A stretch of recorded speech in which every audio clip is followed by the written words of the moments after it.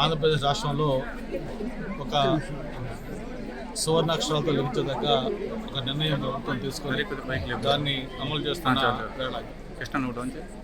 ఏదైతే జనాభాలో సగం భాగం పై ఉన్న మహిళల కోసం కూటమి ప్రభుత్వం ప్రత్యేకంగా ఆ రోజు ఎన్నికల ముందు ఆ హామీని నెరవేర్చలో భాగంగా ఈ స్త్రీశక్తి ఈ పథకాన్ని ఈరోజు రాష్ట్ర వ్యాప్తంగా కూడా ఒక పండగ వాతావరణంలో స్టార్ట్ చేయడం జరిగింది.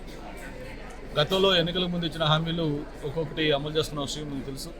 ప్రధానంగా తల్లికి వందనం కానీ, అలాగే ఆడవాళ్ళకి ఇచ్చే పెన్షన్లు, ముఖ్యంగా గతంలో 3,000 కన్నా 4,000, అలాగే 6,000, 10,000, 15,000 చేయటం కానివ్వండి, ఉచితంగా మహిళలకి 3 గ్యాస్ సిలిండర్లు కానీ, ఇట్లాగా మహిళల కోసం చెప్పిన అన్ని కార్యక్రమాలు కూడా అమలు చేసి వస్తున్న నేపథ్యంలో ఈరోజు ప్రధానంగా స్త్రీ శక్తి కింద ఆర్టీసీ బస్సుల్లో ఉచిత ప్రయాణం ఎన్నో కోట్లాది మంది మహిళలు ఎంతో ఆశగా ఎదురు చూస్తున్న ఈ కార్యక్రమాన్ని కూడా ప్రభుత్వం శ్రీకారం చుట్టింది. దాదాపు 2,000 కోట్ల రూపాయలు ప్రభుత్వానికి దీనివల్ల ఖర్చు అవుతుంది. అయినా సరే ప్రభుత్వం దీన్ని ఏమాత్రం కూడా భారం అనుకోకుండా ఇదొక బాధ్యతగా ప్రభుత్వం దీన్ని ఎంతో జాగ్రత్తలు తీసుకొని ఏదో ఉచితంగా ఇస్తున్నాం కాబట్టి మహిళలు ఎలాగోలాగో బస్సులో ట్రావెల్ చేస్తారని కాకుండా వాళ్ళ ప్రయాణం కంఫర్టబుల్గా ఉండడం కోసం కావాల్సిన అన్ని ప్రికాషన్స్ కూడా ప్రభుత్వం తీసుకుంటా ఉంది.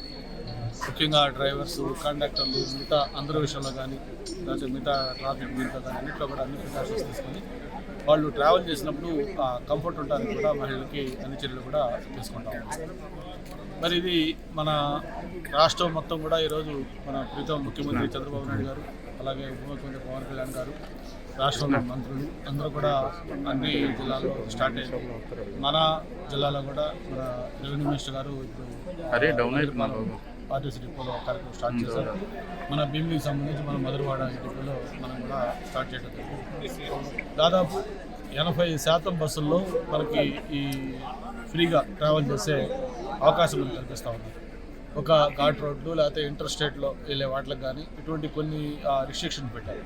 అవి తప్ప మిగతా జనరల్ అన్నింటిలో కూడా 80% బస్సుల్లో మనం ట్రావెల్ చేయవచ్చు. అంతేకాదు దానికి వేరే గతంలో లాగా కండిషన్స్ ఏం లేవు. కేవలం మనకు ఒక ఆధార్ కార్డు కానీ, రేషన్ కార్డు కానీ, మన ఓటర్ ఐడి కానీ, ఈ మూడింటిలో ఏ ఒక్కటి మనం చూపించినా కూడా ఆ 0 ఫేర్ టికెట్ ఇష్యూ చేస్తారు. ఇది మహిళల కోసం ప్రత్యేకంగా ప్రభుత్వం అన్ని జాగ్రత్తలు తీసుకుని చేస్తున్న కార్యక్రమం. మనం గతంలో చెప్పినట్టుగా ఎన్టీ రామారావు గారు పార్టీ స్థాపించినప్పటి నుంచి కూడా మహిళలకు ఎప్పుడు కూడా అగ్రతాంబూలం ఇచ్చారు. ఆయన మహిళలకు ఆస్తుల వాటా హక్కు కానీ, స్థానిక సంస్థల రిజర్వేషన్లు కానీ, లేకపోతే ఏదైనా ఈ చంద్రబాబు నాయుడు వచ్చిన తర్వాత డ్వాక్రా సంఘాలు కానివ్వండి, వాళ్ళకి ఆర్థికంగా వాళ్ళ కాలపైన వాళ్ళు నిలబడాలని ఉద్దేశంతో వాళ్ళకి స్వతంత్రం వాళ్ళు తీసుకునే కదా వెసులుబాటు కల్పించడం కానీ, ఇవన్నీ కూడా ప్రభుత్వం చంద్రబాబు నాయుడు గారు అలాగే ఈ కూటమి ప్రభుత్వం చేస్తున్న కార్యక్రమాలు. అందులో భాగంగానే ఈ స్త్రీ శక్తి కూడా అమలు చేస్తూ ఉన్నాం. భవిష్యత్తులో ఈ కార్యక్రమం మరింత విజయవంతం కావాలని కూడా మనస్ఫూర్తిగా ఒకసారి సహకరించిన అధికారులకి, అలాగే మా మహిళా సోదరిమణులకి అందరూ కూడా మనస్ఫూర్తిగా ధన్యవాదాలు తెలియజేసుకుంటూ, ఈ కూటమి ప్రభుత్వం వచ్చిన తర్వాత దాదాపు 80%, 90% హామీలు అమలు చేసిన విషయం మనం చూస్తూ ఉన్నాం. ఇంకా 1-2 చిన్న చిన్న కార్యక్రమాలు ఉన్నాయి. అవి కూడా త్వరలోనే అమలు చేసేదానికి కూడా అన్ని రకాల చర్యలు తీసుకుంటాం. 100 బస్సులు వస్తున్నాయంట. అంటే ఈ స్త్రీ పథకం కూడా దానికి ఏమైనా ఇప్పుడు ఇంకా దాన్ని ఇంకా యాక్సెప్ట్ చేయాలి. Next cabinet decision sir. అంటే ఏమైనా ఫ్రీక్వెంట్ టైమింగ్స్ ఉన్నాయి సార్? టైమింగ్స్ డిస్టెన్స్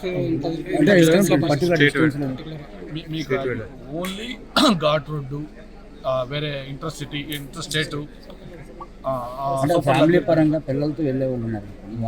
వాళ్ళు కూడా ఇందులో అలౌ చేస్తారా? పిల్లలు అంటే అబ్బాయి కానీ ఉన్నాడు అనుకోండి, బాబు ఎవరు ఉన్నారు అనుకోండి, 10 years కానీ 8 years కానీ